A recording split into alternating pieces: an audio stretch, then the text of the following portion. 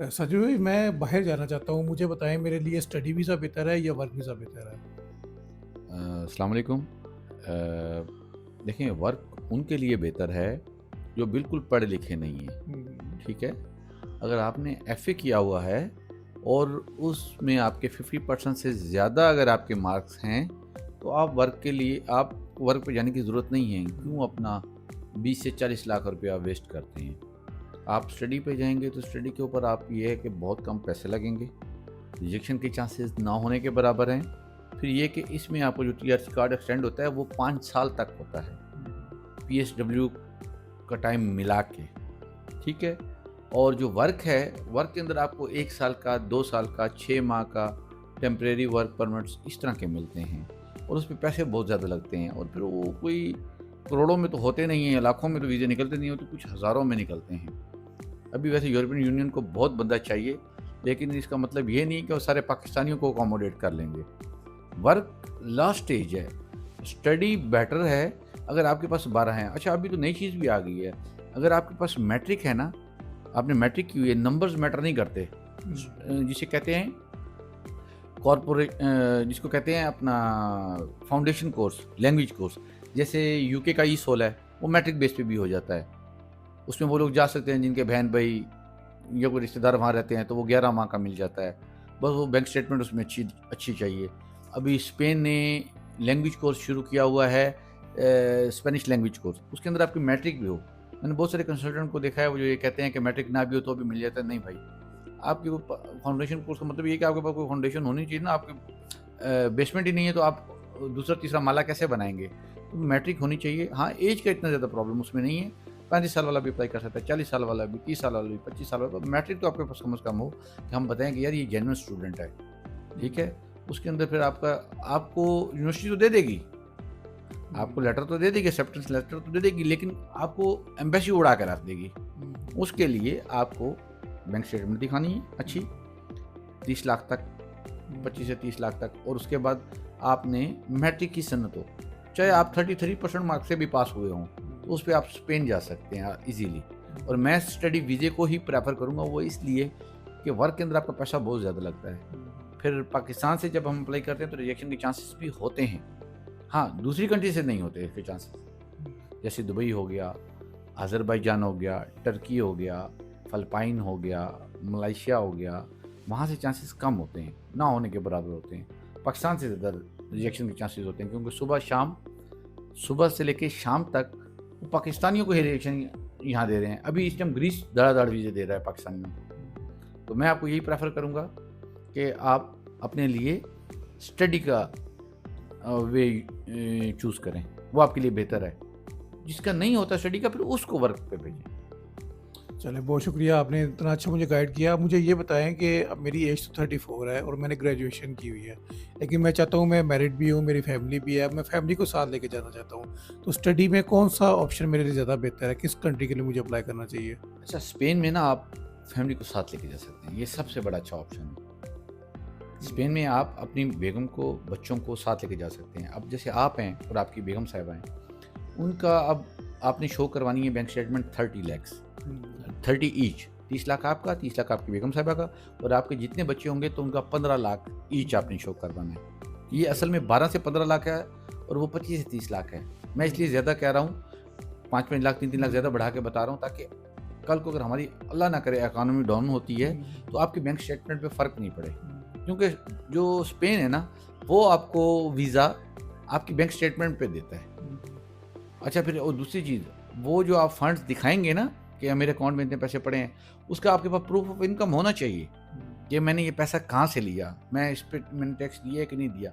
अगर आप ये नहीं दिखाएँगे, तो आपका एम्बेसी आपका केस रिजेक्ट कर देगी, क्योंकि वो प्रूफ ऑफ इनकम देखती है कि ऐसे तो नहीं है इसने इस उससे पकड़ के हमें हमें दिखा रहा है और बाद में वहाँ जाके ये शो कर दे कि मैं तो बिल्कुल भूखा नंगा और मुझे असाइलम दे दें जी। तो वो आजकल सख्ती है और पाकिस्तानियों के लिए बहुत ज़्यादा सख्ती है जी। हुँ, हुँ। तो आप कहना चाह रहे हैं कि मेरे लिए स्पेन ज़्यादा सूटेबल कंट्री है? बहुत सूटेबल, अगर विद फैमिली जाना चाहते हैं वो भी बहुत सूटेबल है, और अगर पढ़ाई बिल्कुल नहीं है, मैट्रिक तक है, और या एफए में आपके मार्क्स 50 से नीचे हैं, तो भी स्पेन बहुत बेस्ट है। चलें, ये तो मेरे नॉलेज में एक और इज़ाफ़ा हो गया। दूसरा मुझे अब ये बताएँ कि अगर मैं स्पेन में जाता हूँ स्टडी वीज़ा पे, तो मुझे वहाँ पर काम करना भी अलाउ होगा? जी, बिल्कुल आपको अलाउ है। आपका जो स्पाउस है उसको 40 घंटे अलाउ है। इसको वहाँ पर फुल टाइम वर्क कहते हैं, ठीक है?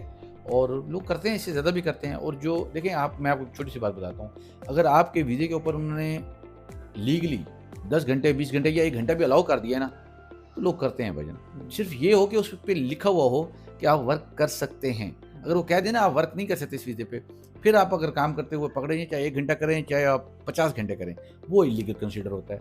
यहाँ पर आपको वर्क अलाउ है और आपका जो स्पाउस है वो फुल टाइम वर्क करेगा। जो आपके साथ जाएगा ना, ठीक है। वो फुल टाइम वर्क करेगा। सही। तो ये मुझे बताएं कि ये कितनी देर का वीज़ा होगा मेरा स्टडी वीज़ा? देखें, ये डिपेंड करता है एम्बेसी पे ना। वो कभी 6 माह का देते हैं, कभी साल का देते हैं, फिर ये जाके वहाँ पर आप टीआरसी को आगे एक्सटेंड करते रहते हैं, ठीक है? और ये 5 साल तक आप ये सेम प्रोसेस चला सकते हैं। ठीक है। लेकिन फाउंडेशन कोर्स में डिफरेंट होता है। फाउंडेशन कोर्स के अंदर जब आप अपना फाउंडेशन कोर्स कंप्लीट कर लेंगे ना, जिसको वहाँ का स्पेनिश लैंग्वेज कोर्स कहते हैं, तो उसके बाद आप आगे फर्दर स्टडी में मूव हो जाएँ, वहाँ से वर्क में मूव होना चाहें तो उसमें भी मूव हो सकते हैं। It's depend on you. ठीक।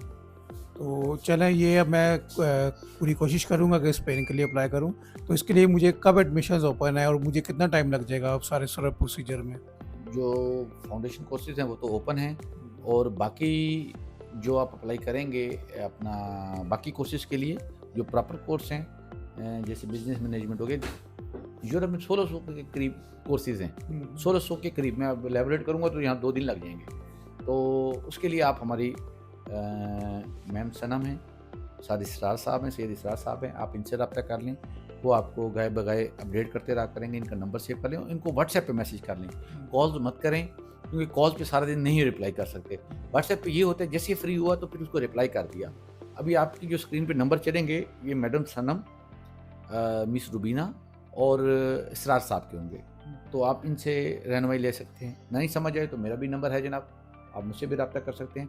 पहले आप इनसे पूछ लें। आप अपनी ना डिग्रीज, कोई भी ये वीडियो देख रहा है वो अपनी डिग्री कौन सी है, एफए की हो, बीएससी की हो, बीबीए की हो, जो भी डिग्री हो ना, उसको उसकी पिक्चर लेके ना हमारी इस टीम को भेज दें। ये आपको बता देंगे कि आप किस कोर्स के लिए सूटेबल हैं और एलिजिबल हैं, ठीक है? वो ज़्यादा बेहतर हो जाएगा कि आप कॉल्स करें। आप कॉल्स की जगह ये डिग्री भेज दें और उनसे पूछ लें जी कि मैं किस कंट्री में जा सकता हूँ, मेरा एक्सपेंस क्या होगा, क्योंकि यूरोप के अंदर आपका खर्चा ना होने के बराबर होता है, ठीक है? यहाँ पर आपका खर्चा 1000 यूरो से लेके 5000 6000 यूरो होता है। इतने कम खर्चे में आप जा सकते हैं बाहर।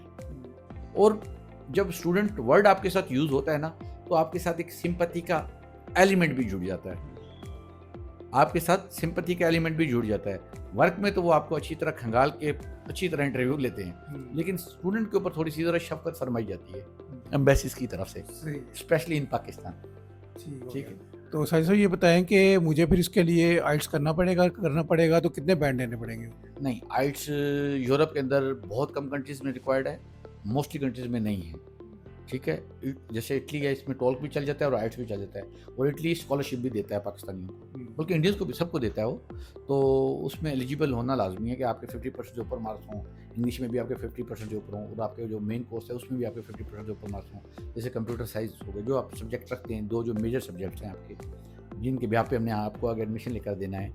और इटली इस टाइम बहुत ज़बरदस्त जा रहा है, और अब स्पेन भी लाइन में आ गया है। लिथुआनिया की रिजेक्शन रेशियो बिल्कुल भी नहीं है, ठीक है? ये 3-4 ऐसी कंट्रीज़ हैं जो हॉट फेवरेट हैं। अच्छा, इटली का आता है ना अपॉइंटमेंट का मसला, वो भी हल हो जाता है। अब तो स्टूडेंट्स पोर्टल पे स्टूडेंट्स खुद भी अगर थोड़े 2-3 दिन जाकर चाहें तो ले सकते हैं। उनको ज़रूरत नहीं है किसी एजेंट को 60,000, 1 लाख, 2 लाख, 3 लाख, 50,000 एक्स्ट्रा देने की, वो खुद भी कर सकते हैं। पहले अपना एडमिशन सिक्योर करें, और ये टाइम है जनवरी। कुछ यूनिवर्सिटीज़ ने अपने ना इटली के अंदर, जैसे अब मिलान है, उसने अपना फर्स्ट राउंड ख़त्म कर लिया है, अब उसका सेकंड राउंड शुरू है। तो अब कोशिश करें कि जनवरी तक ना जो लोग दिलचस्पी ले रहे हैं स्टडी पे जाने में और कम पैसे खर्च करने में, वो कोशिश करें अपने documents as soon as possible verify करवा के उसको सबमिट करवा लें, ठीक है? ताकि उनका एडमिशन सस्ते में हो। फर्स्ट राउंड का मतलब ये होता है कि आपके एडमिशन की, फ़र्ज़ करें अगर कॉस्ट आ रही है 150 यूरो, या आप कह लें 1 यूरो आ रही है, ये 2 यूरो आ रही है, तो ये डबल हो जाएगी सेकंड राउंड में। और थर्ड राउंड में तो प्राइस वही रहेगी, लेकिन आपके ना रिजेक्शन के चांसेस बढ़ जाते हैं। हुँ, क्यों? वो कहते हैं इसने इतना लेट अप्लाई किया। अब यूरोप की जो इनटेक है वो अब सितंबर चल रहे हैं। हुँ, उसके लिए आप अभी से अप्लाई करेंगे तो 4-5 माह में आपका वीज़ा और सारा प्रोसेस फाइलिंग वगैरह कंप्लीट होगी। हुँ, ठीक है? इसका मतलब ये नहीं कि आपने सितंबर में अप्लाई कर रहे हैं। हुँ, आप अभी से प्रोसेस करेंगे ताकि आपके पास टाइम आ जाएगा, आपने अपॉइंटमेंट्स लेनी है, फिर उसको रीशेड्यूल करवा सकते हैं। और अगर खुदा न खास्ता आपके साथ कोई इमरजेंसी हो जाए, तो ये आपके पास एक टाइम बैकअप है, तो इसको यूटिलाइज़ करें। चलो बहुत शुक्रिया साजिद साहब, आपने बहुत डिटेल में और बड़े अच्छे तरीके से गाइड किया है। मैं इंशाल्लाह ताला अपने घर में इसको मशवरा करके फिर आपसे ज़रूर रब्ता करूँगा इंशाल्लाह ताला। Thank you so much, thank you.